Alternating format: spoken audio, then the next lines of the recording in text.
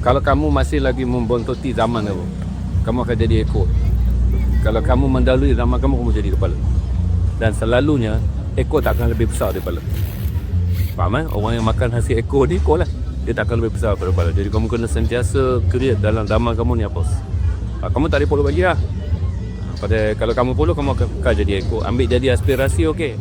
Tapi to lead your generation je terus ke depan. Yang saya tadi kan pelancongan ni. Kita tak boleh lah lagi tengok persaingan buka tourist agency haji, tourist agency pergi Europe.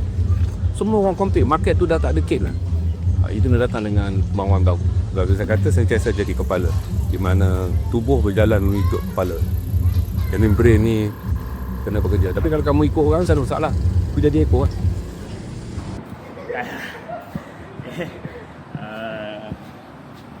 120 200. Ini first time aku masukkan yang saya 200 Aprilia ada suruh 750.